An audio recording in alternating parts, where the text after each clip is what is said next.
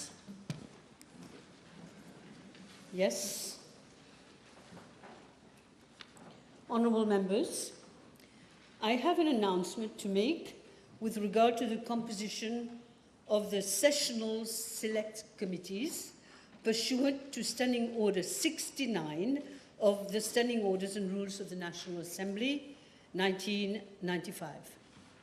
I have to inform you that I chaired the Committee of Selection on Monday, 24th March 2025, and I have nominated the following honourable members to serve on the different sessional select committees as follows.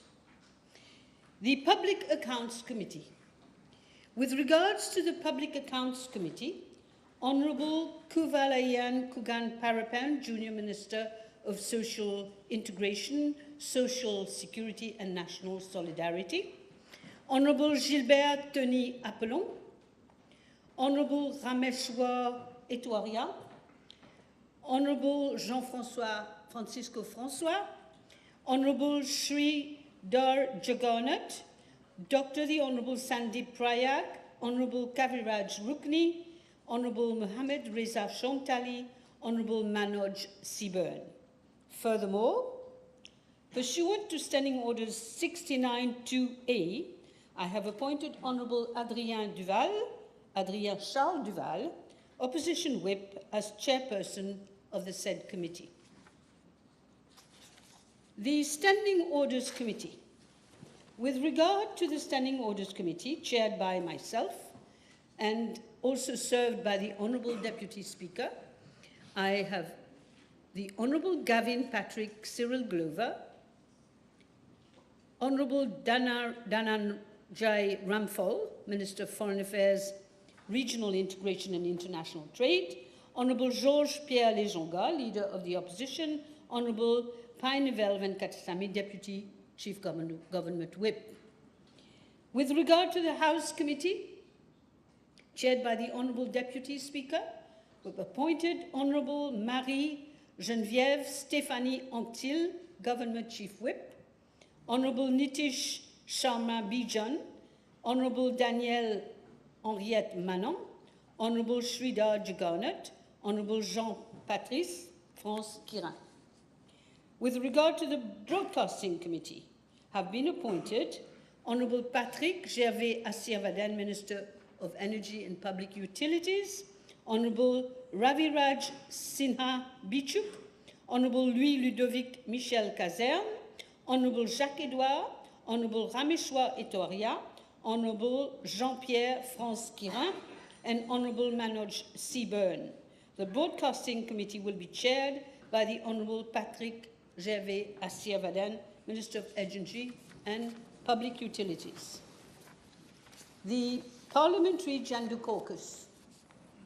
With regard to the Parliamentary Gender Caucus, chaired by myself, and which is also served by the Honourable Deputy Speaker as Deputy Chairperson, have been appointed Honourable Johanna Marie Béranger, Junior Minister of Environment, Solid Waste Management and Climate Change, Honourable Eileen Karen Lee Chin Fu Kun Bacha, Junior Minister of Youth and Sports, Honourable Anishta Baburam, Junior Minister of Gender, Equality and Family Welfare, Honourable Mrs. Marie-Véronique Le Govin, Junior Minister of Arts and Culture, Honourable Marie-Geneviève Stéphanie Anctil, Government Chief Whip, Honourable Adrien Charles Duval, Opposition Whip, Honourable Honourable Chetan Anand Babulal, I'm sorry, my eyes are not so good,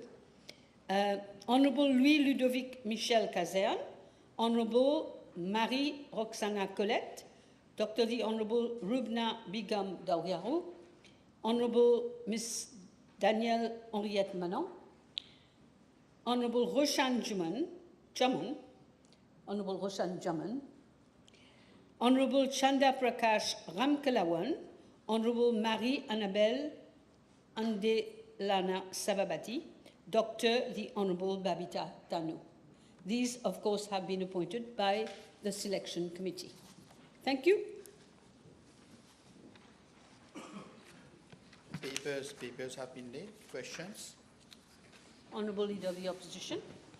Thank you, Madam Speaker. Madam Speaker, I've given notice of the following private notice question addressed to the Minister of Health and Wellness, whether in regard to chikungunya and dengue fever, he will state the number of registered cases thereof as a date, indicating if they are local or imported ones, B, protocols put in place at the airport and the port for the detection thereof, indicating since when, C, measures put in place for the one, prompt detection thereof island-wide, and 2, efficient management of reported cases thereof in government hospitals and health institutions, private clinics and private practitioners, and D, measures taken to quell the outbreak thereof and protect the public at large. Thank you, Madam Speaker. Yes, Honourable Minister.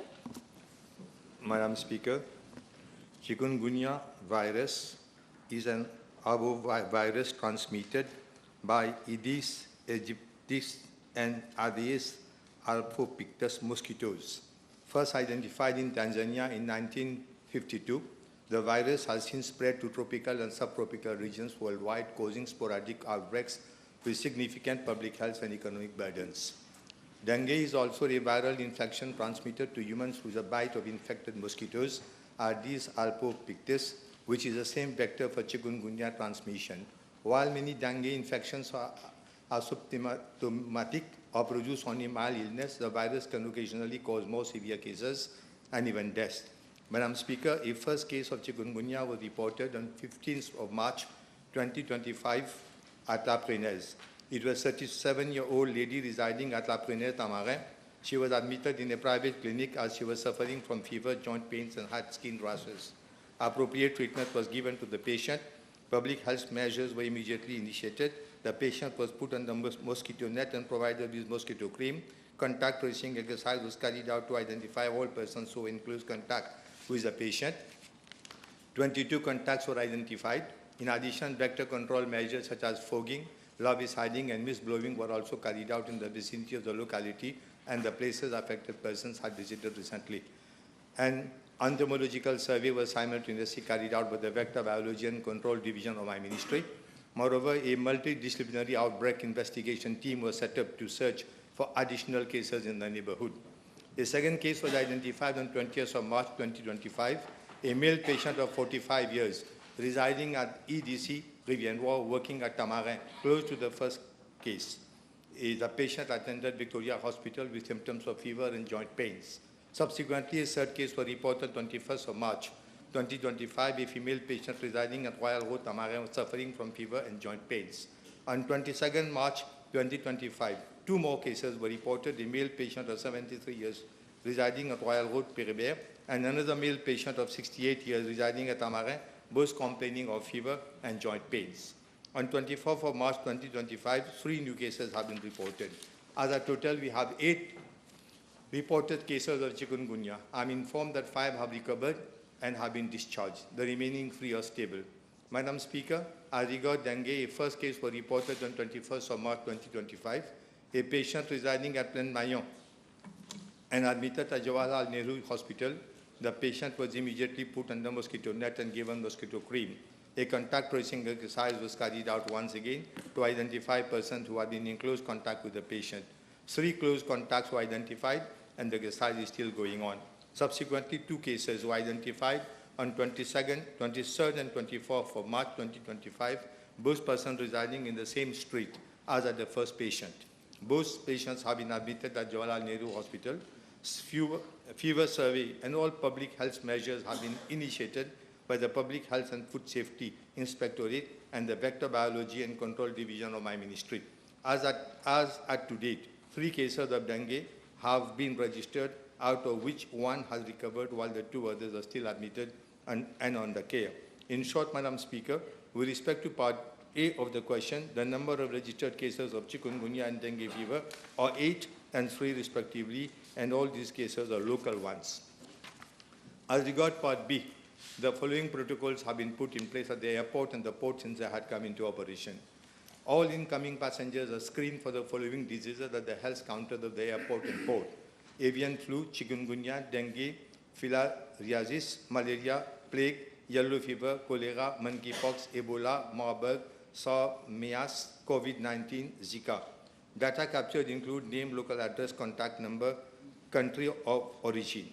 All data are captured through the Power Business Intelligence System daily from the online digital all-in-one form or its printed version, then transmitted to respective district head officers on the same day. Health surveillance activities are conducted by both the Public Health Food Safety Inspectorate for non-vector-borne diseases and the Health Surveillance Cadre for vector-borne diseases. There are actually 97 health surveillance officers in post for the surveillance of vector-borne diseases.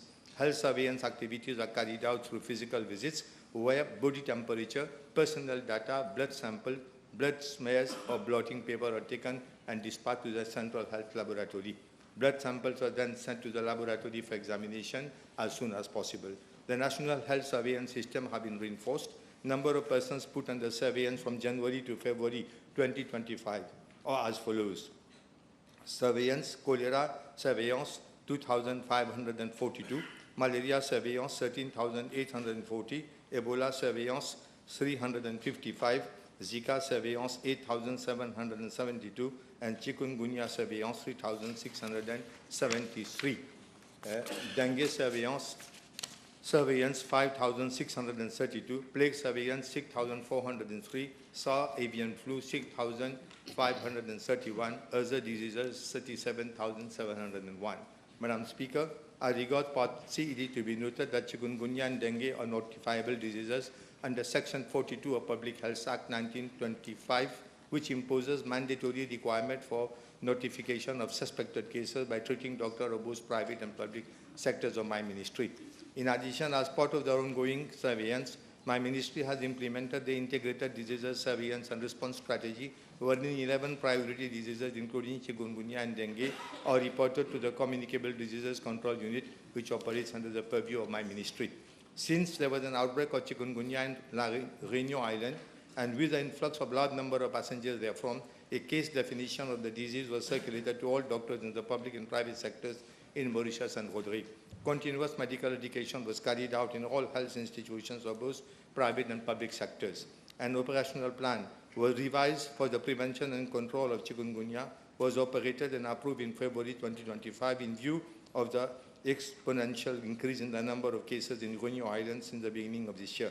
The plan was reviewed with special focus on chikungunya and has been amended in view of the impending operationalization of the Public Health Emergency Operations Center to include components such as incident management system, rapid response team at both regional and national levels. The operational plan provides for strengthening of surveillance, capacity building, and risk communication, and community engagement during the inter-epidemic seasons. The operational plan has been circulated to allow for a standard approach at the management of an outbreak. Even before the detection of the first case, I wish to inform the House that on 16th January 2025, I chaired a multi-sectoral meeting on vector-borne diseases to enhance coordination among other ministries, including agro-industry, environment, tourism, local government, public utilities, amongst others. I also wish to inform the House that Vector Biology and Control Division of my ministry has conducted various mosquito surveys. And since March 17, 2025, 15 mosquito surveys around chikungunya cases and 4 surveys around dengue cases. In total, 3,006 sites were inspected, out of which 34 sites contain larvae of Albopictus. Since the beginning of this year, 918 tests have been carried out for chikungunya and dengue by Central Health Laboratory, out of which 8 cases of chikungunya and 3 cases of dengue have been confirmed. I also wish to inform that the Central Health Laboratory is adequately equipped to diagnose the chikungunya and dengue. A stock of reagents for dengue is 34,000 tests and for chikungunya 8,000 tests. The measures taken to quell and protect the public health at large. First, we're conducting intersectoral meeting chaired by me to assess the present situation. Actions are taken to foster collaborative support from governmental bodies and non-governmental organizations. Technical meetings are held daily to assess and to review the situation.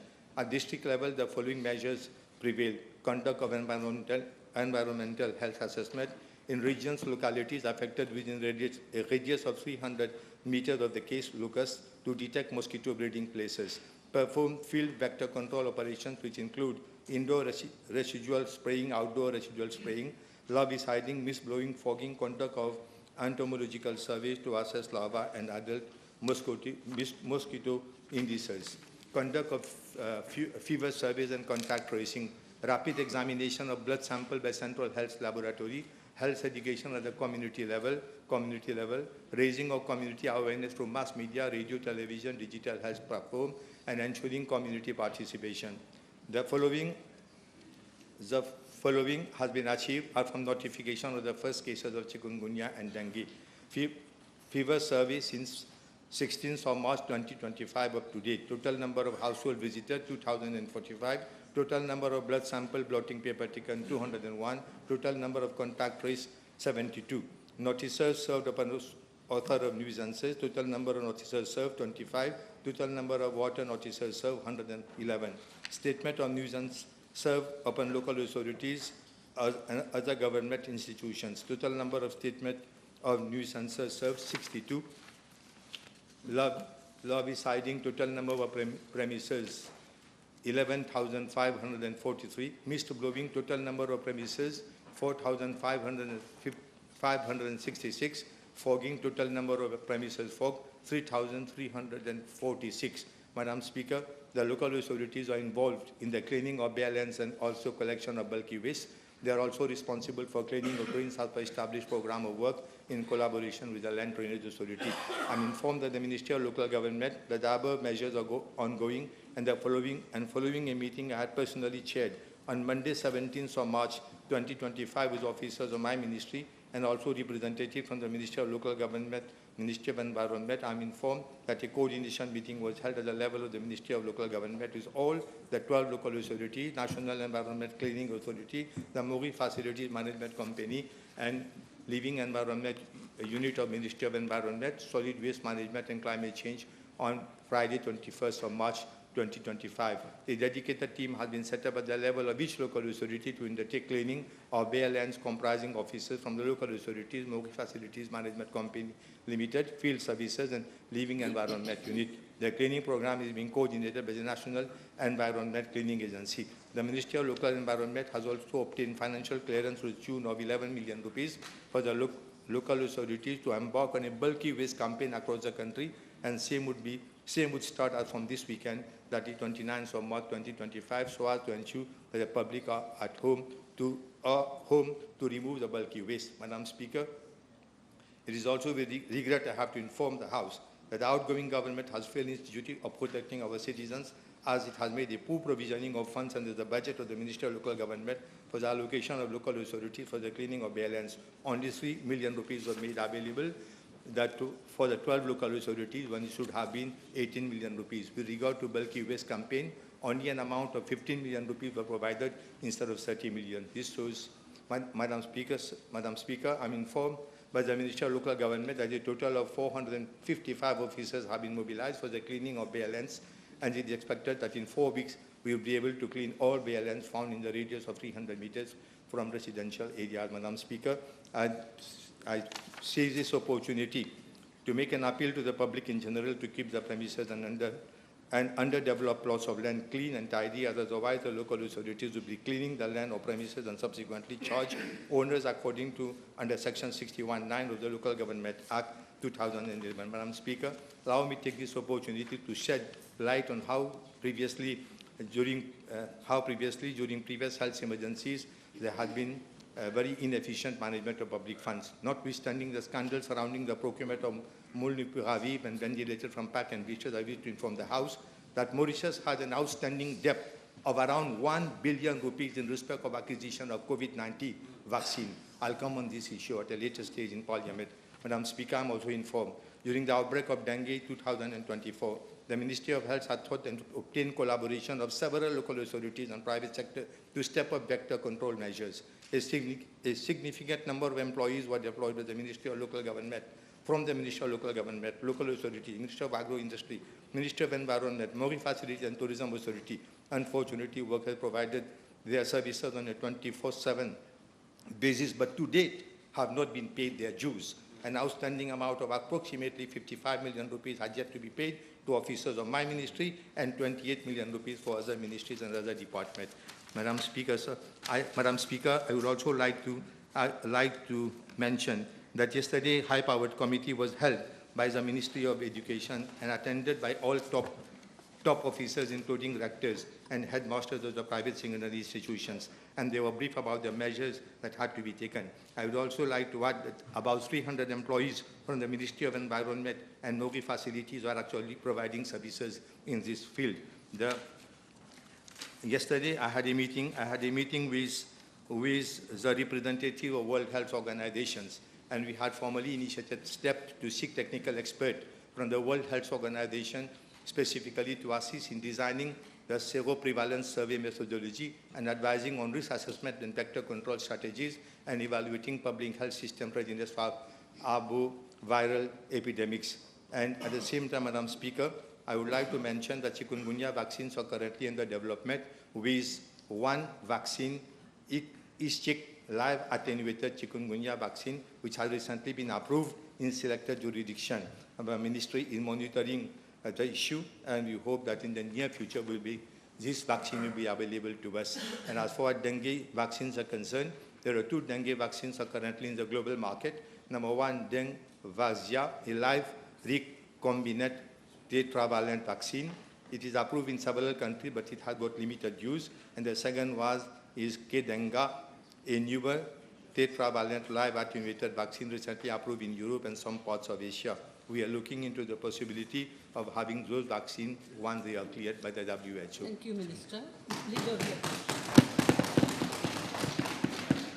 Thank you, Madam Speaker. The Honourable Minister has confirmed that we have 11 cases of chikungunya and dengue in the country. Will the Honourable Minister agree that his ministry has been slow in implementing the preliminary measures, and this has resulted in an outbreak in the western part of the island?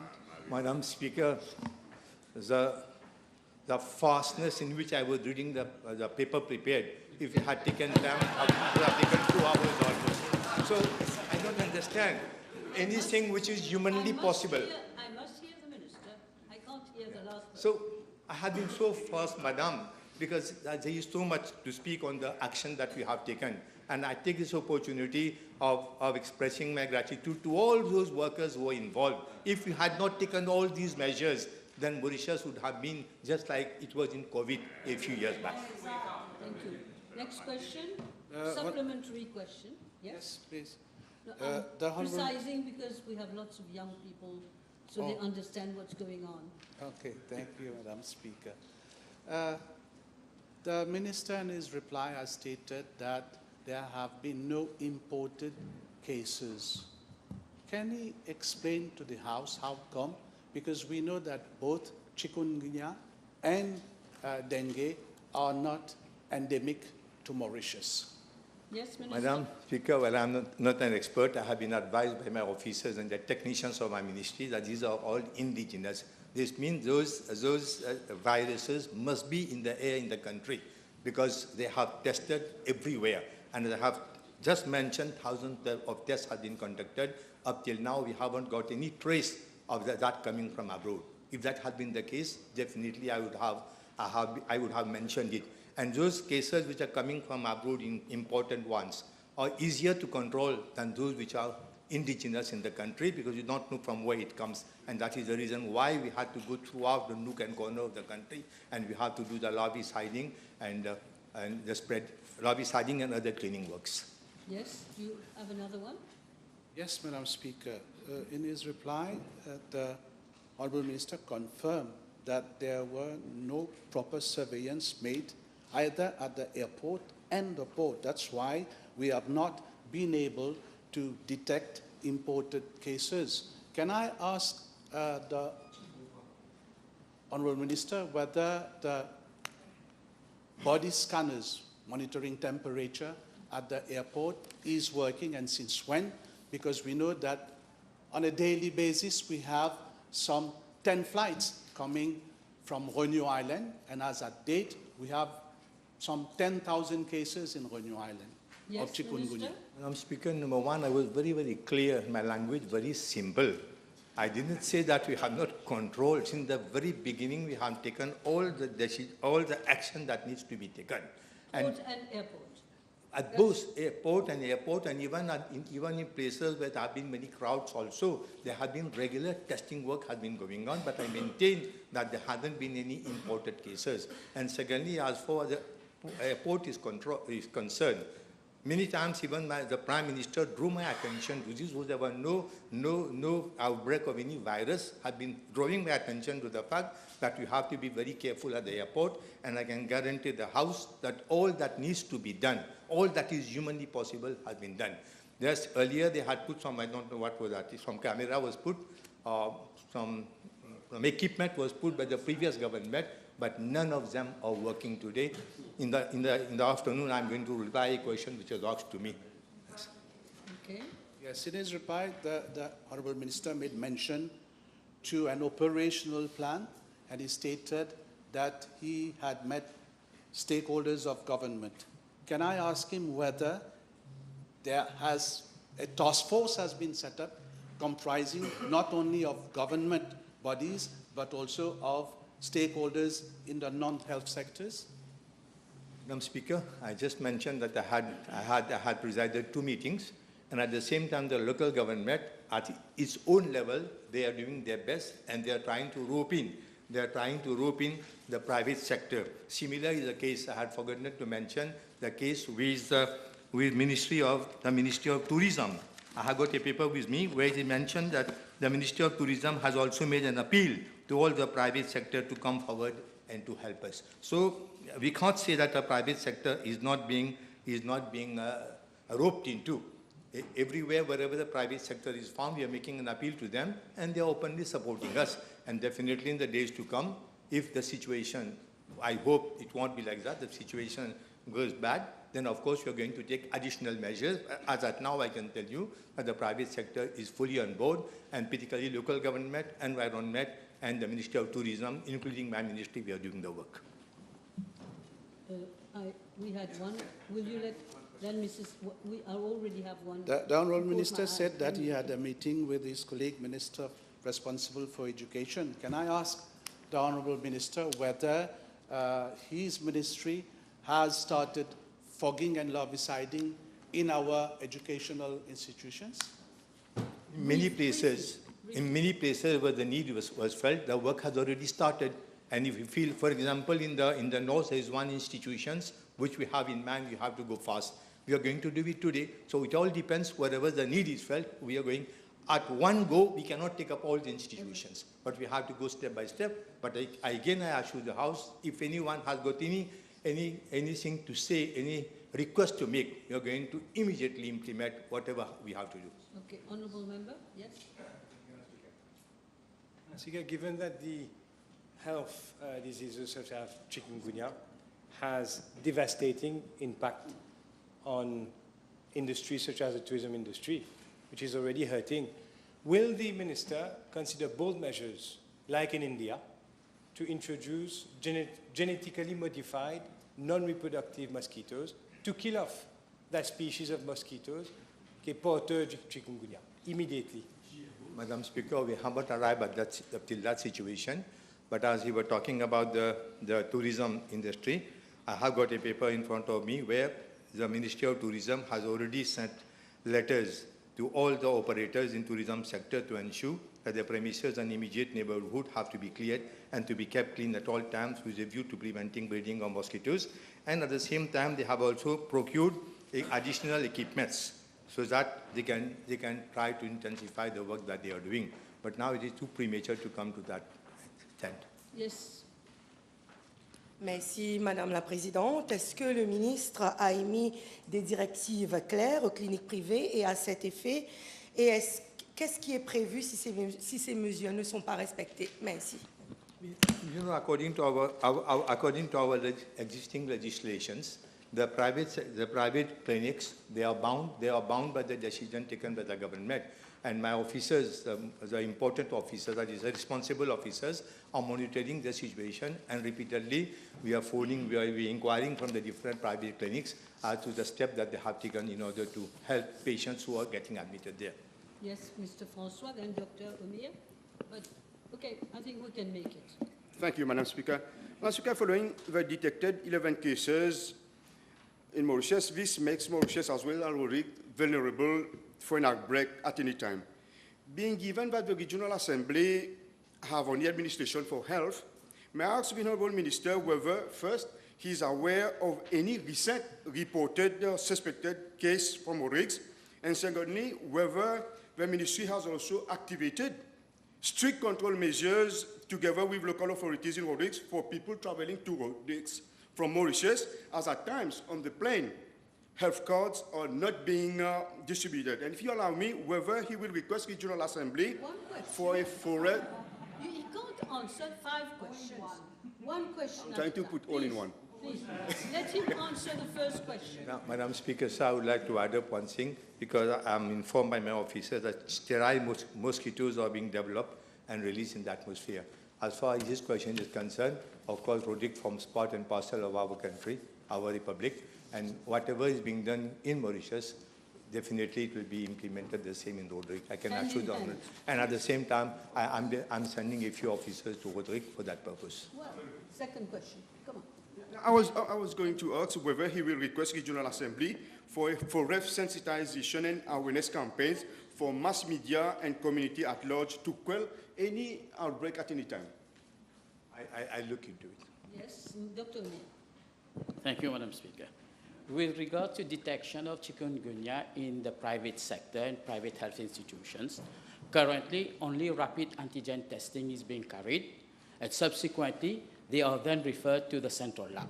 May I ask the Honourable Minister whether he could extend the facilities of PCR testing within private institutions so that we have a real value of the number of positive cases in the country? Thank you. The answer is in the positive. Okay. Okay, yes, Honourable Leader of the Opposition. Thank you, Madam Speaker. May I ask the Honourable Minister whether patients suffering from chikungunya are being treated in the same ward as other patients, or is there a separate wards for those patients? You know, those patients who are admitted in the hospitals, they are kept a bit separately from the other patients. It's catching. They are detached from the other patients. Yes, naturally. You have one more? Yes, okay. Not much time left. Specific to senior and vulnerable citizens, can I know what are the measures being envisaged to protect our citizens from an outbreak of that chikungunya in the country? Madam Speaker, all the measures that I have just enunciated, these are the measures that we are taking everywhere. But in fact, for those old age, then special attempt will be made. Well, through propaganda, through television, through radio, we are trying to communicate with everybody. And I'll see to it that in all the healthcare institutions where normally they come for consultations, they will be looked into properly. Last question. Madam Speaker, now that the Minister is aware of sterile mosquitoes, may we know how many mosquitoes have been released under the program since the outbreak to date? Madam Speaker, sir, it is difficult to count mosquitoes. I'm very sorry to say, I can't count mosquitoes. Of course, I didn't hear what the Minister said. I'm sorry, Minister. Maybe it was recorded, but I didn't hear you. Please. It's difficult for me or my ministry to count the number of mosquitoes that have been released.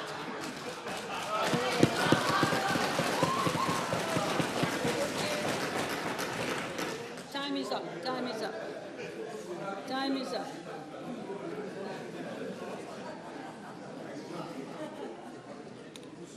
Yes, so now, Honourable Jaman. Thank you, Madam. Question B197, please. Madam Speaker, in the government program under the subtitle Restoring Integrity in the Gaming Industry, we have undertaken to restore public confidence in the gambling regulatory authority, particularly in regard to its oversight on the horse racing industry. Relevant amendments will be brought to the Act to ensure that the GRA operates as a trustworthy regulator in the gaming and betting industry in a transparent and accountable manner. Madam Speaker, the Gambling Regulatory Act of 2007 has inter alia the following objectives: promoting public confidence in the integrity of horse racing industry by ensuring proper standards of conduct and competence, ensuring that gambling is conducted in a fair and transparent manner, fostering responsible gambling in order to minimize harm caused by gambling, and promoting the welfare and leisure of race-going public. It is worth reminding the House, Madam Speaker, that under the last regime, the GRA, instead of furthering its objectives, this is why I spelled them out in the Act, developed an incestuous relationship with some in the gambling world. The GRA became a den of notorious agents at the service of the political masters. From 2015 to 2024, the GRA totally destroyed public confidence in the gaming industry and the horse racing industry. In fact, it literally decimated horse racing in Mauritius. It acted more as a gambling promoting authority, dishing out various licenses in every nook and corner of the country. That is how the then government, if you remember, said they want, in 2015, said they want to prevent Mauritius becoming a nation jugadera. This is precisely what they did.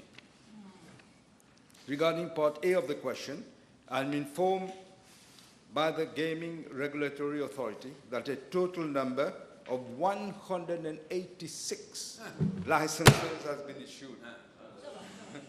I'm sorry.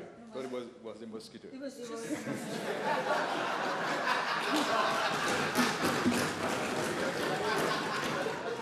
I repeat, Madam Speaker. I'm sorry, Prime Minister, it's the equipment. Yeah, I'm sure. Like everything else in this country, everything is falling apart. I'm informed, Madam Speaker, that the Gambling Regulatory Authority, as I said, that a total number of 186 licenses have been issued to SMS Porias Limited from 2015 to November 2024. And they are as follows: 25 bookmaker licenses for conducting fixed odds betting through remote communications by SMS. 20 bookmaker licenses for conducting fixed odds betting on football matches taking place outside Mauritius. 141 limited payout machine licenses. With regard to part B of the question, Madam Speaker, I'm tabling a list of the names of the current shareholder and directors of SMS Parias Limited, obtained from the Gambling Regulatory Authority. According to this list, Mr. JMLS is neither a shareholder nor a director of SMS Parias Limited. I am, however, informed by the GRA that Mr. JMLS was a shareholder of SMS Parias Limited from the 22nd of April 2009 to 23rd of May 2014. He was also a director of SMS Parias Limited from the 15th of January 2008 to 17th April 2009, and from 10th of January 2013 to 18th of March 2013. According to records of the Corporate and Business Registration Department, there has been successive transfers of shares from Mr. JMLS to a list of persons, and eventually in 2014 to Mr. PT. I'm not saying the full name. I'm informed by the GR that at the time of application of his personal management license, Mr. JMLS submitted a copy of the registered power of attorney in favor of Mr. PT, who is the sole shareholder of SMS Parias Limited at the time, and gave him power of attorney to generally act on his behalf to manage, conduct, carry on, and administer all his affairs and properties in Mauritius, and to represent and act for him in all matters. It is clear, Madam Speaker, it appears at least, that it could be a case of Pretno, and this is being looked into. Thank you. Yes. Thank you, Prime Minister. Madam the Speaker, given that there are other betting shops, I will mention a few: Busco, Silver Sports, Easy Win, Value Plus, PLS, Top Pool, Footy, Bet9 and Book System. All these are currently operating under the same umbrella, but sous des différents prénoms. In order to shed light on all these issues and in public interest, can the Honourable Prime Minister undertake to establish a full-fledged inquiry in order to inquire on the empire of JMLS? Thank you. Yes, I could, but I must say, on 20th of March, 2025, SMS Parias Limited has lodged a case at the Supreme Court against the GRA. Okay. All right. Yes, Honourable Third Member for Beaubassin-Petite-Rivière. 198. Madam Speaker, I wish to inform the House that on the 27th of February 2015, Cabinet had agreed to the signing of an MOU with the Government of India for the improvement of sea and air transportation facilities at Agalega. I wish to inform the House that this MOU was signed on the 11th of March 2015. Subsequently, following a P&Q on the 31st of March 2015, a copy of the MOU was tabled in the House. Madam Speaker, the agreement with the Government of India on infrastructural projects in Agalega was signed on the 27th of May of 2017. It relates to the protection and safeguarding of our maritime security needs in the following areas. Among others, first, a surveillance and monitoring of our vast EEZ, which is of 2.3 million square kilometers. Second, counter-piracy, counter-terrorism, counter-narcotics, and human trafficking. Third, controlling poaching and illegal, unreported, and unregulated fishing. 4, provision of hydrographic services. 5, promoting of economic development, including blue economy initiatives. 6, emergency response, including search and rescue. 7, marine protection response. And 8, humanitarian assistance and disaster relief activities. Madam Speaker, the new airstrip, the jetty, and the associated infrastructure have been entirely financed and constructed by the Government of India. The agreement provides that the title to all the immovable property being constructed in Agalega by the Government of India will remain with the Government of Mauritius. In addition, the Government of India is also assisting the Government of Mauritius in the operation and maintenance of the facilities, and the relating costs are being borne by the Government of India. Accordingly, technical experts from the Government of India are currently operating and maintaining the facilities. With regard to Part A of the question, I would like to inform the House that the airstrip and associated facilities that have been constructed in Agalega include a 3-kilometer long and 45-meter wide airstrip. It also includes an air traffic control tower, a passenger terminal building, an aircraft hangar, and an electrical station, as well as a new jetty. With regards to Part B, C, and D of the question, there is a confidentiality clause in the agreement, similar to other agreements that Mauritius has signed with other states. We are bound by this confidentiality clause. However, I can assure the House that the Honourable Member, that the Deputy Prime Minister and myself have looked at the agreement, and we can state that there is nothing that should be a matter of concern, especially in respect of the sacrosanct principles of sovereignty and territorial integrity. Thank you. Yes, Mr. Kira. Merci, Madame la Présidente. Dois-je rappeler à la Chambre que l'actuel Deputy Prime Minister, de même que l'honorable Boulel, lors de ses précédents PNQ, alors qu'il était leader de l'opposition en 2022, le 26 juillet et octobre 2023, les deux, avec raison, avaient réclamé que tout soit rendu public, qu'il n'y ait pas de clause confidentielle, comme le précédent gouvernement s'était, je ne dirais pas caché, mais n'avait pas voulu à l'époque aussi rendre public cette clause confidentielle.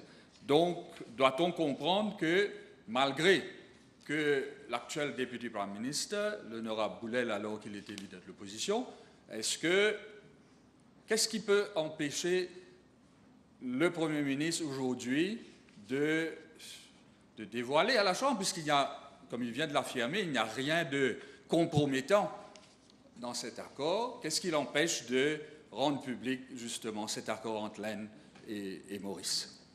Yeah, not only the Deputy Prime Minister and Minister Boulel, I also said that during the campaign.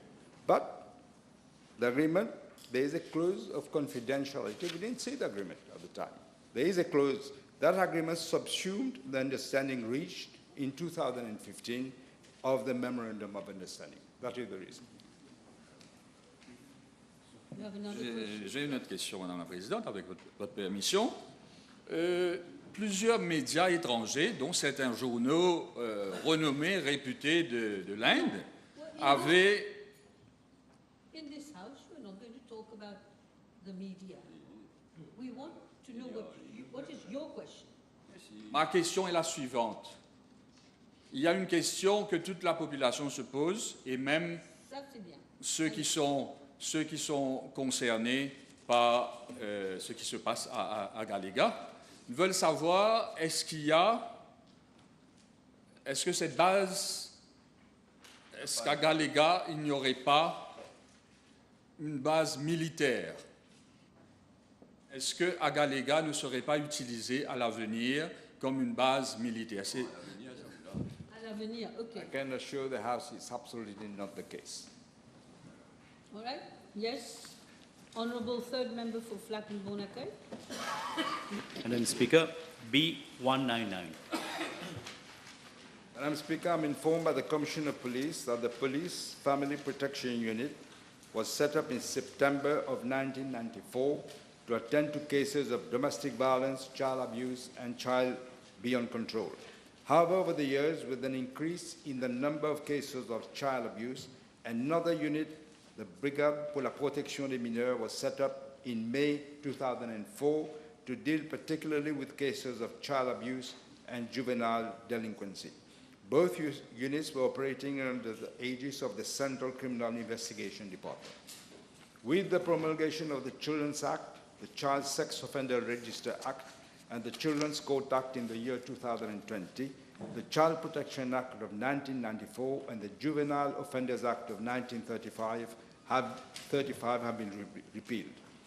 Consequently, the role and responsibilities of the Police Family Protection Unit and the Brigade pour la Protection des Mineurs were replaced by a new unit under the appellation of Brigade pour la Protection de la Famille in January of 2022 in order to implement the provisions under the foregoing legislations. However, the Brigade pour la Protection de la Famille was assigned new responsibilities to include the implementation of the recommendations of the National Strategy and Action Plan of 2020 to 2024 on the elimination of gender-based violence and to work with other relevant stakeholders such as the Ombudsperson for Children's Office, Office of the Director of Public Prosecutions, and the Ministry of Gender Equality and Family Welfare, among others.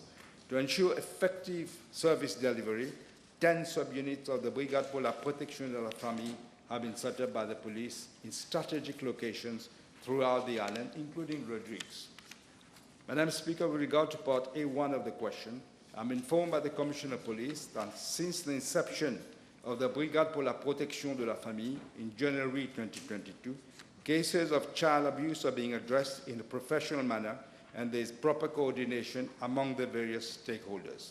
The staff are given adequate local and overseas training to handle such cases and to fine-tune their cognitive, interviewing and investigating skills to be able to interview and record statements from victims.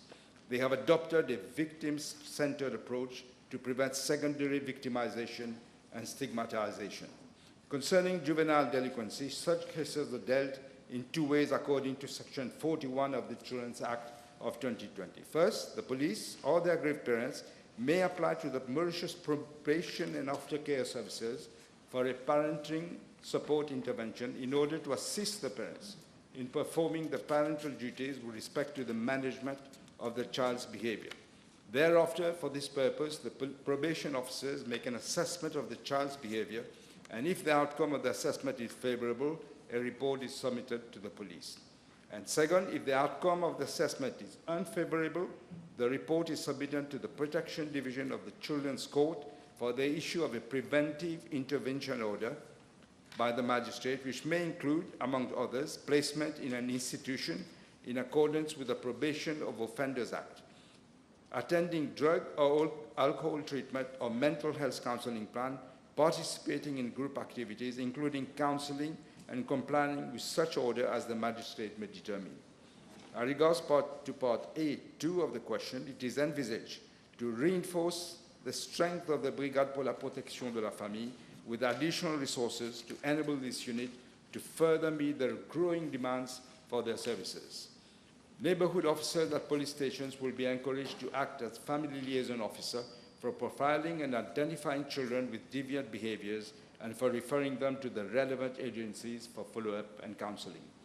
During sensitization campaign, members of the public will be encouraged to tip off the police of suspected cases of child abuse and child exhibiting antisocial behavior for remedial actions. Regards part B of the question, in view of the increasing number of complaints being received concerning the follow-up of children beyond control and domestic violence cases, the whole system is being reviewed. Thank you. Yes. The Honourable Fourth Member for Port-Louis North. Yes, B200. Yes. Madam Speaker, the Police de l'Environnement is established under Section 14 of the Environment Act of 2024 to provide for the Director of Environment such assistance as may be required in order to enforce the environmental law. The duties and responsibilities of the Police de l'Environnement include the enforcement of environment-related legislations and pollution prevention, sensitization on environmental issues, investigation into breach of environmental laws, and attending to public complaints on such matters. On the 1st of October 2022, the following two regulations on environment protection relating to noise pollution were promulgated. One, the Environment Protection Regulations of 2022, environmental standards for noise, that is, which provide for three categories of noise and their respective permissible level, namely industrial, neighborhood, and power station.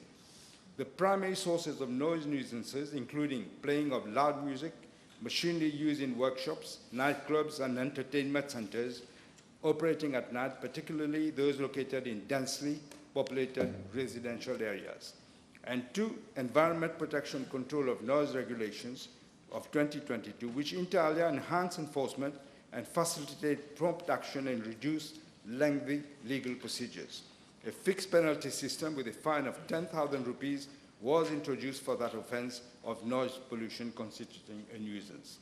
Madam Speaker, in addition to its main office in Port-Louis, the Police de l'Environnement has been decentralized in 7 divisions across the island to enhance the operational effectiveness and efficiency to ensure that they work closely with the community in the role to protect the environment. It also operates a hotline to receive complaints. The unit also carries out night patrols to monitor noise and disturbances around places of entertainment, as I said, such as nightclubs, restaurants, pubs, private clubs, and bungalows. Presently, the Police de l'Environnement is manned by 37 police officers who are deployed in 7 teams and has 8 vehicles to cover the whole island. The number of contraventions for the offense of causing noise, constituting a nuisance, has increased significantly, from 52 in 2021 to 138 in 2024. Since the beginning of this year to date, 60 such contraventions have been established by the Police de l'Environnement. Since the number of cases is clearly on the rise, the police is considering strengthening its resources to better educate the public through awareness campaigns and for greater intervention on the ground. Thank you. Your next question? No. Supplementary. You want to supplement? Yes. Madam Speaker, the Prime Minister will agree that 4 officers spread along 3 shifts, police shifts, so at any one shift, during one shift, 1 police officer is not nearly enough especially in regions like in the north. You have around 12 public beaches, plus nightclubs, restaurants, etc., etc. Therefore, will he consider, firstly, like the question asked, reinforcing the ranks of the police de l'environnement significantly so that it can work as is expected? Madam Speaker, I've just said that. Second question, Madam Speaker. Pending the reinforcement to occur, will the Prime Minister ensure that no more police stations are equipped with noise detectors so that they may enforce the laws without having to wait for the police de l'environnement, for example, to issue a contravention subject to having a noise detection emittance to ascertain that the person is in contravention? Will he consider equipping those police stations immediately pending the reinforcements? Something we could consider, but the police de l'environnement already have the equipment. Yes, Madam Speaker. Yes, I understood the question. If I may, Madam Speaker, we've established there's only one per shift. So therefore, pending that it is reinforced, a simple solution now would be to equip the police Don't station. tell the Prime Minister what to do. Ask him a question. But that is the question, whether he will consider. Prime Minister, would you like to I elaborate? can't say I understood the question. I thought I already answered it, but say it again. I'll answer. Thank you. Let me rephrase. The question, Prime Minister, that I think I understand is, can we give these, this type of equipment to police stations, not to police of environment? But then, Is that the question? I'm not sure. Pending that, clearly they are understaffed, pending a reinforcement at the level of the police de l'environnement, and given the number of cases on the rise, will the Prime Minister, it's an easy fix, ensure that police stations, normal police stations, are equipped with noise detectors so that they can enforce the law? That's what I just said. It is for the police de l'environnement to go and check. It's not for the Honourable Gentleman. police officers in the station that go and check. It's the police de l'environnement. Let's get your next question. Shh. Let's get your next question. Madam Speaker, I'm informed by the Commissioner of Police that crackdown on motorcyclists riding without helmets or motorcycles with modified loud exhaust or without license plates on public roads are being conducted regularly. These operations involve the deployment of the traffic branch, local police, emergency response services, the divisional support unit. The teams are reinforced by the SMF and the special support unit whenever required. An average of 300 crackdown operations are conducted monthly, island-wide, against motorcyclists. I'm also informed, Madam Speaker, by the Commissioner of Police that a three-pronged strategy comprising enforcement, education, and multi-sector partnership have been put in place to address road safety issues. These include conducting targeted, visible, and covert operations at road accident hotspots, setting up a road safety watch schemes in collaboration with the local community to identify probable black spots and instances of reckless driving, conducting crackdown operations with involvement of various units of the police force, performing SNAP, alcohol test, and drug test operations, and carrying out sensitization campaigns on road safety through face-to-face forums, mainstream media, and social media. Madam Speaker, the crackdown operations and the three-pronged strategy deployed by the police are yielding results. From January 2024 to March 2025, a total of 9,142 crackdown operations were conducted, including 4,218 specifically targeting motorcycles. During these operations, the following contraventions were established: 1,431 for riding without helmets, 1,541 for riding motorcycles with loud exhaust, 4,622 for riding motorcycles without license plate. The situation is being carefully monitored, and if need be, legislation will be revised to impose higher penalties on offenders. Yes, I have. I've only got 5 minutes left. If you ask one or two questions, nobody else will be able to speak. Well, thank you. Madam Speaker, the Prime Minister, the figures given are concerning. Thousands of contraventions. However, the problem persists. Will the Prime Minister consider the use of safe city cameras to pinpoint the areas where there are recurrences. I can tell the Prime Minister many areas close to where I live myself where there are recurring Question. You can do that where certain privately. where motorcyclists are using their motorcycles without helmet, without number plates, loud exhaust, and the police is not effectively cracking down on that. So your The question is whether he will use the safe city cameras to ensure that the police are in fact being efficient and not just rely on what the liquor stations are saying. That is enough. Safe city cameras. In fact, Madam Speaker, the safe city cameras are not now being used to spy on people, but in fact to see things like that, and they are being used for that. Okay, next question. Mr. Honourable First Member for La Caverne and Phoenix. Thank you, Madam Speaker. B202, please. Madam Speaker, in regards to part A of the question, I'm informed by the Acting Director General of the Mauritius Ports Authority that as at date there's 27 idle fishing vessels lying in the port for more than 1 year. With regard to part B of the question, idle vessels do not have certificate of seaworthiness and insurance cover and accordingly pose serious environmental risks, navigational and fire hazards as well as security threats. To discourage the long stay of fishing vessels, on the 16th of January of this year, the Mauritius Ports Authority has, under Section 32(5) of the Ports Act, directed the owners, the agents or representatives of the 19 fishing vessels to take reasonable steps to remove the vessels and to settle all accrued port charges within 15 days. 7 fishing vessels are subject to an inquiry by the Financial Crimes Commission for asset recovery. The remaining 1 fishing vessel is a matter of foreign arbitration proceedings.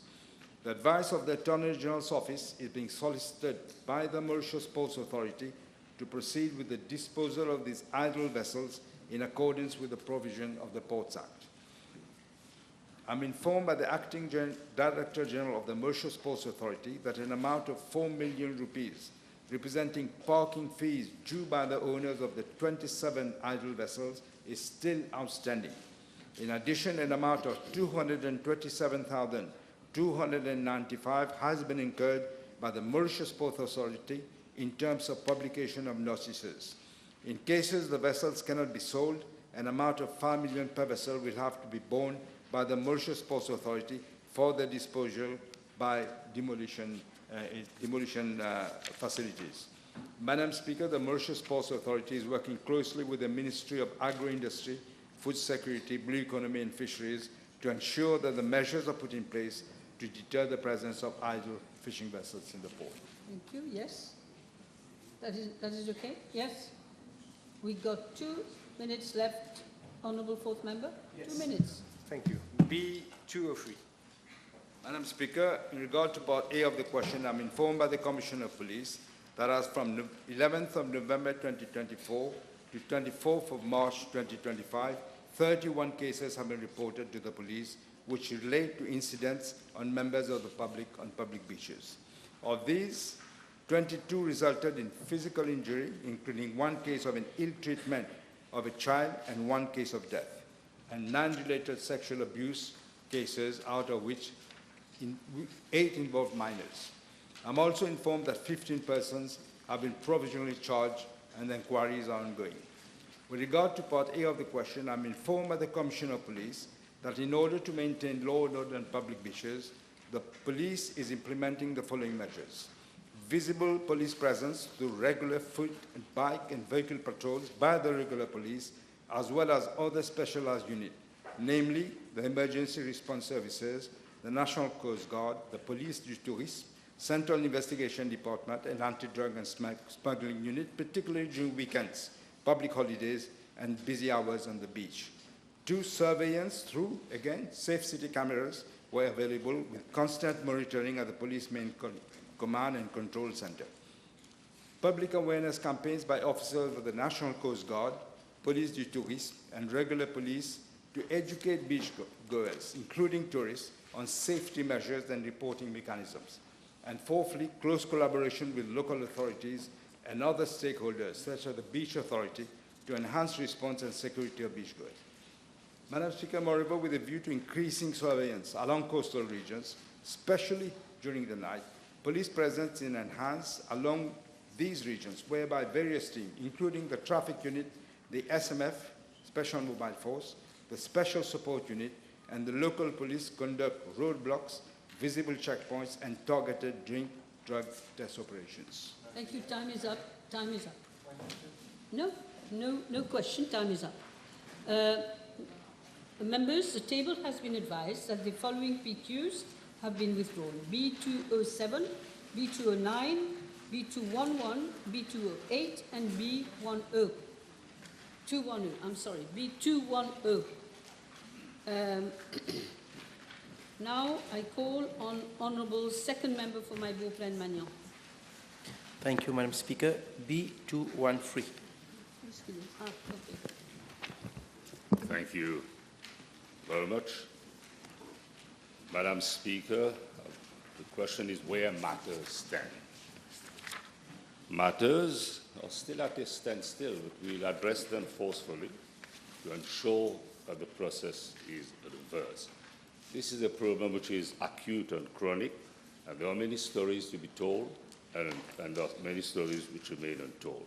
Let me remind our friend that this issue of relocating pig farm at Kawakasia and Le Bouchon was raised in the House in July 2016 through parliamentary question Bistro 475, addressed to the then Minister of Agro-Industry and Food Security by Honourable British Ramford. In fact, I also raised the matter at adjournment time. Now, at that time, it was stated that a potential site would be identified in the south within the next few months. Despite 10 years in power, the previous government failed to implement concrete measures, offering only empty promises. Nevertheless, members of the House should rest assured that the Food and Agricultural Research and Extension Institute and Rosebell Sugar State have already been requested to identify a suitable site for the relocation of pig farm at Kawakasia and Le Bouchon.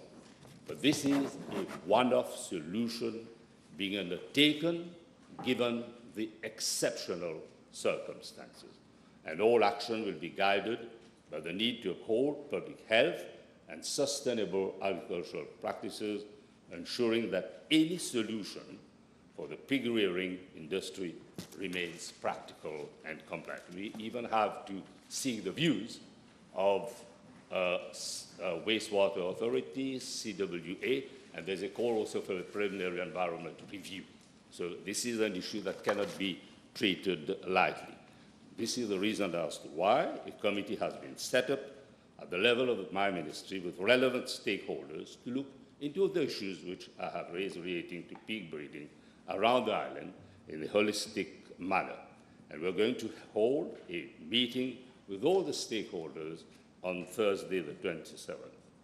Thank you. Thank you. Yes. Thank you, Mr. As the Minister is aware that there is a serious risk to water pollution, and as I can show you some pictures just taken near the rivers. Nobody can see that. Okay, especially in case of heavy rain, pig segregation can discharge in neighbored rivers. Whether we will find an appropriate place to relocate these pig farmers, and if he intend to meet both inhabitant and the owner of the said farm. You can communicate to the Minister the document. Yes, Minister. It's one way of communication. No, but comme ça. It has prime time also on television, and it's right for the constituents. Now, as I've stated, this is a problem which needs to be addressed forcefully in a meaningful and effective manner. Hence, the relevance of this committee which is going to be set up, because there are many other issues. I've raised the problem of contamination of underground water, and this is an issue that has to be treated with all the finesse and dedication it takes. Okay. Yes. Honorable Etoiria, yes. Honorable Madame la Présidente, merci. La question B214, s'il vous plaît. Madame la Présidente, Oui. Avec votre permission, je répondrai ensemble aux questions parlementaires B214 et B244, car elles portent sur des sujets similaires. Madame la Présidente, j'ai été informé que la Central Electricity Board a attribué le contrat pour 2 centrales hybrides d'énergie renouvelable à IHF de 30 MW en 2022 à Correct Solar International Mauritius Limited à l'issue d'un appel d'offres international. Le 15 février 2023, Correct Solar a signé 2 contrats d'achat d'électricité avec le CEB concernant les 2 projets AEHF, à savoir Bellevue 2 et Bellevue 3. Madame la Présidente, j'ai été informé par le CEB que les 2 sociétés, Bellevue 2 et Bellevue 3, n'ont pas rempli les conditions préalables spécifiées dans leurs PPA respectifs, à savoir l'obtention de tous les permis applicables, la sécurisation des accords fonciers et de servitudes de passage et la finalisation des accords de financement. Bellevue 2 a obtenu son certificat IDB le 23 décembre 2024 et a demandé sa licence IAE le 23 août 2024.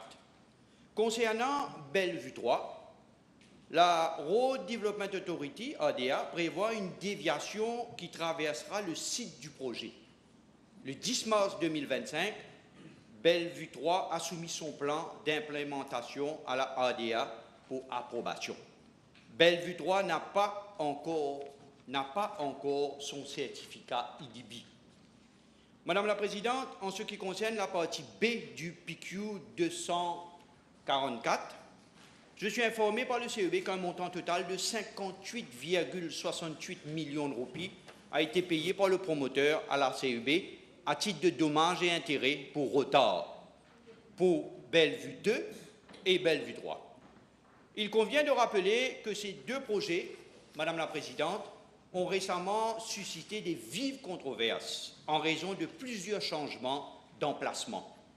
À ce jour, ils n'ont toujours pas été concrétisés et, comme je l'ai indiqué, un autre problème foncier est apparu pour Bellevue 3. Madame la Présidente, des doutes légitimes subsistent quant aux conditions dans lesquelles le contrat a été attribué à Correct Solar, notamment en raison du changement successif de site après l'allocation du projet. À l'origine, Correct Solar avait proposé un site situé sur un terrain du groupe Terra dans le nord du pays. Par la suite, l'entreprise a proposé un site à Baie du Tombeau pour finalement opter pour Mar d'Australia. Ce changement, à plusieurs reprises du site initialement retenu, soulève des interrogations légitimes sur le respect des conditions du contrat. De plus, 2 avis légaux successifs émanant du même cabinet juridique sont venus semer le doute. Le premier avis concluait que le changement du site n'était pas conforme aux exigences du contrat, du PPA, de Power Purchase Agreement, tandis que le second affirmait le contraire. Cette contradiction ne fait que renforcer la nécessité d'un examen approfondi de l'attribution de ce projet. Madame la Présidente, ma lecture de ce projet est claire. Le site initialement proposé faisait partie des conditions essentielles du contrat. Et toute modification ultérieure aurait dû être réglementée par un cadre légal sans ambiguïté. Un autre élément préoccupant concerne les permis nécessaires au projet, que Correct Solar n'a pas obtenu dans les délais impartis. En conséquence, l'entreprise a pris du retard dans la réalisation du projet, ce qui a impacté sur la planification énergétique du CEB. Le CEB comptait sur une production de 60 MW de ce projet pour son mix énergétique. Or, face à ces retards, le CEB ne peut pas attendre indéfiniment et qu'il est donc contraint d'examiner d'autres alternatives pour garantir un approvisionnement énergétique stable. Face aux nombreuses irrégularités potentielles relevées, j'ai décidé de solliciter l'avis légal du State Law Office afin de déterminer si les implications juridiques entourant l'attribution de ce contrat SOCOREX-là ont été respectées. Cette démarche vise à clarifier plusieurs points essentiels. D'abord, tous les compétiteurs ont-ils bénéficié du même traitement lors de l'appel d'offres? Les clauses du Power Purchase Agreement, le fameux PPA, ont-elles été scrupuleusement respectées? Les avis légaux contradictoires peuvent-ils être justifiés? Et en dernier lieu, pour quelles raisons et dans quel cadre le CEB a-t-elle sollicité 2 avis légaux? Okay. Yes, honorable member. Madame la Présidente, puisque le ministre a déjà dit qu'il y avait beaucoup de controverses autour de ce contrat, est-ce que le ministre a-t-il une idée pourquoi le CEB est en train de s'obstiner à aller de l'avant avec ce contrat? Et je comprends maintenant que le ministre va chercher un avis du State Law Office, mais je ne comprends pas pourquoi le CEB est en train de s'obstiner à vouloir aller de l'avant avec le contrat. Short and sweet. Comment? Short and sweet. Oui, Madame la Présidente, j'ai énuméré les zones d'ombre et j'ai donné aussi ma lecture de la situation. Je ne suis pas de formation légale. Je dirais que nous avons pris la décision de référer ce cas au State Law Office. À la lumière, je peux promettre à l'honorable membre qu'à la lumière des avis qu'on aura, les advices qu'on aura du State Law Office, le gouvernement prendra une décision très rapidement. Yes. Madame la Présidente, est-ce que le ministre est-il au courant des négociations en cours, qui seraient en cours pour la reprise de l'entreprise Corex-Solar par des investisseurs étrangers? Êtes-vous au courant, monsieur? Non, je ne suis pas au courant, Madame la Présidente. Pas au courant. Next question. Honorable Second Member for Grand Bay Poudre d'Or. Thank you, Madam Speaker. B215. Madam Speaker, I'm informed that the Goodlands Mediclinic started its operations in October 2014 and offers comprehensive healthcare services to meet the community's needs. It serves a population of approximately 25,500 people. The clinic provides medical services to patients from several localities, namely Goodlands, Boarous, Madamazo, Mapou, Leclésio, Mamzelzan, Petit Village, Roster, Saint-Antoine, and Triangle. Madam Speaker, concerning party of the question, the Goodlands Mediclinic operates 7 days a week from 8 a.m. in the morning to 9 p.m. daily, including public holidays. The pharmacy services also operate from 8 a.m. in the morning to 9 p.m. on a daily basis. Madam Speaker, with regard to part B of the question, the Mediclinic provides a wide range of facilities and services, including general consultation for common illnesses, specialist consultations in fields such as internal medicine, gynecology, cardiology, and pediatrics, and a dedicated non-communicable diseases unit. The non-communicable diseases unit offers vital services like diabetes management, diabetic retinopathy screening, nutritionist services, and tobacco cessation programs. The services include maternal and child care, dental consultation, family planning, vaccination programs, and community health rehabilitation. Madam Speaker, the Mediclinic also provides specialized diagnostic and treatment services such as X-ray imaging, ECG, ultrasonography, and rapid testing for HIV, COVID-19, and dengue. A fully equipped pharmacy ensures the dispensing of methadone and essential medications. The Mediclinic also caters for specialized care such as diabetic food care and family planning counseling to meet specific patient needs. Madam Speaker, as regards part C of the question, the staffing of the Mediclinic comprises 49 staff members, including 14 medical professionals, 20 nursing staff, 11 supporting staff, and 4 general workers, all working together to provide healthcare services to the community. Yes, one. Will the Minister confirm whether the Goodlands Mediclinic X-ray department will operate in the afternoon until it is closed to accommodate patients and what measures will be put in place to extend the services? Madam Speaker, already we have got about 49 staff members here, and we have an acute shortage of technicians in that field. But nevertheless, I'll convey your request to the responsible officers of my ministry. Thank you, Minister. Honourable third member for Port Louis Central. B216, please.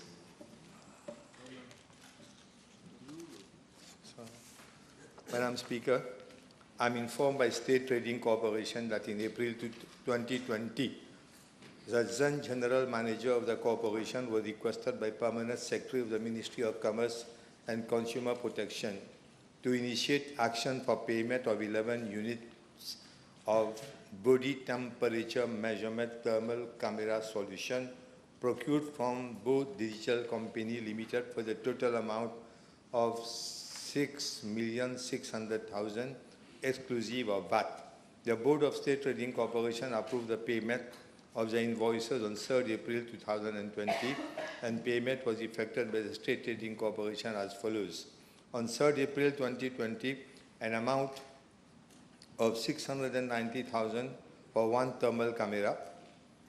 On 6th April 2020, an amount of 4,200,000 representing 70% of total invoice amount of 6 million rupees for 10 units of thermal camera. The remaining 30% amounting to 1,800,000 was paid on 25th November 2020. The State Trading Corporation has also informed that upon instruction from the National Task Force Committee COVID-19 chaired by the then Prime Minister, one thermal camera was installed at the entrance of the Prime Minister's Office for Security Control of Visitors and Guests, whereas the other 10 units were delivered back to my ministry and hospitals and clinics. Madam Speaker, as regard part B of the question, I'm informed that all the thermal cameras were put to use and were installed as follows. Health Region Number 1. One unit was delivered at Dr. A.G. Jitu Hospital and one at the Subramaniam Bharati Eye Hospital at Mocha. Both are out of use. The one at Dr. Jitu Hospital since 2023 and the one at Mocha since 2022, and both units are faulty. Health Region 2. One unit was provided at SSRN Hospital and the same is out of use since 2022 and not in working condition. Health Region Number 3. One unit was delivered to Dr. Bruno Chong Hospital. However, the unit is not being used following the relocation of services from Dr. Bruno Chong Hospital to the new Flag Hospital. Health Region Number 4. 3 units were installed, namely at Jawaharlal Nehru Hospital, New Suyak Hospital, and L'Escalier Mediclinic. The one at Suyak Hospital is out of order since 2022. The other 2 units are in good working order but not in use actually. Health Region 5. 1 unit of thermal camera was installed at the entrance of Accident and Emergency Department of Victoria Hospital. The thermal camera is in good working condition but actually not in use. Emmanuel Angchil Building. I am also informed that 1 unit was placed at the ground floor of Emmanuel Angchil Building, former headquarters office of the Ministry of Health and Wellness, and it was operational at that time. Parliament of Mauritius. I am informed by Ministry of Commerce and Consumer Protection that 1 unit was placed at National Assembly and it is in good working condition and is fully operational. Madam Speaker, I am requesting the Acting Senior Chief Executive of my ministry to carry out an inquiry into the matter to find out any shortcomings and any measures to be taken so that the thermal cameras may be operational again, particularly at a time when there is a threat of outbreak of chikungunya. Yes, one question. Thank you. 6.6 million has been disbursed for the purchase of thermal cameras, and we've heard that so many of them are either not in working conditions. May I ask the Honourable Minister whether these equipment were purchased at market value or at extremely high prices so that the beneficiaries could enjoy a bumper crop at the time? This is an answer. Madam Speaker, I find in the quotation, the sheet, that it's mentioned that approved for installation, approved on instruction from the National Task Force chaired by the Prime Minister for installation. So I get the feeling that there were no procedures involved there was a task force committee which took the decision which was chaired by the Prime Minister. And hence, the question of pricing, I'm not in a position to say, but it was all instruction that came from above. Okay, yes, Mrs. Laudia. Last question. Thank you, Madam Speaker. B217.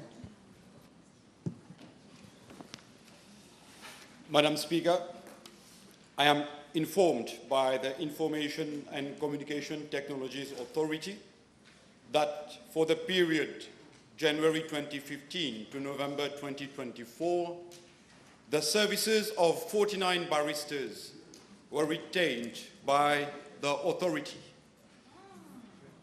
Madam Speaker, while preparing the response to this question, answered revealed that there was a similar question asked by Honorable Joanna Béranger on 29th November 2022. And the questions pertained to the names of the legal people and the cases to which the names related. And in reply, the then Prime Minister, to both parts of the question, he said that the answers are being placed in the National Library of the National Assembly. Hence, to a certain extent, denying that transparency to the public. Further research revealed that there was an attorney, SSO, who actually earned, in a period of 12 months, 2.8 million rupees.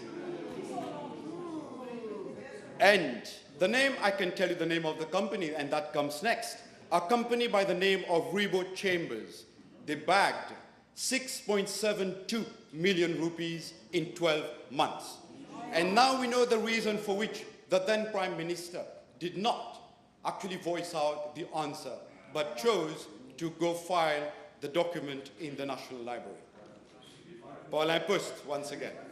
Coming back to the actual answer of today's question at hand, and with regards to part A of the question, there was a total of 39 cases that were assigned to barristers.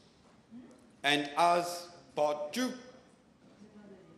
of the question, the legal fees amounted to 63.84 million rupees for 10 years. And that shows how public funds have been squandered. However, there were some names that come with insistence, Madam Speaker. There is ST. Members, we have to listen. With your permission, can I give the names, Madam Of course, Speaker? but we have to listen. Right. Right, so just give me one second and I'll come. These are facts, Minister. Minister, these are facts. These are facts, they are, fine. So there was the name of Barrister Trilochan, who bagged 22.18 million rupees out of 26 cases. That is a jackpot. Rebo Chambers, for 7 cases, they bagged 12.37 million rupees. And again, the name of SSO, that is Sona Ori, it comes again. Incidentally, or interestingly, in IT terms, SSO means single sign-on. So, it comes for 42 cases, 7.6 million rupees in the last 10 years. Now, this, to me, it sounds unacceptable. And we really see that there was a reason then for which the legal director of the ICTA was not recruited. And this position was left open for 10 years so that space could be made for such services of the cronies of the MSM government. Madam Speaker, thank you. Thank you. Really, in one minute we finish. Can the Honourable Minister inform the House what is being done to curtail such bad practices and ultimately avoid wastage of our public funds? Sure, thank you, sir. I am tabling the details of the response here. And with regards to the question, the supplementary question, I'd like to add that this government takes good governance very seriously. And the ICTA has already advertised for the position of the legal director, and applications have now been closed for the board to consider. Thank you. Okay, one question on this side. He caught my eye. Being given that large amount of money has been paid, which is a matter of public concern, would the Honourable Minister consider in the public interest to disclose the name of those beneficiaries and the amount that has been paid? He will table the answer. He said he will table the full answer. Yeah. What has been tabled actually pertains strictly to the question asked. But with regards to the supplementary question, I will table additional information, Madam Speaker. Thank you very much. I suspend the sitting for 1.5 hours. Bon appétit.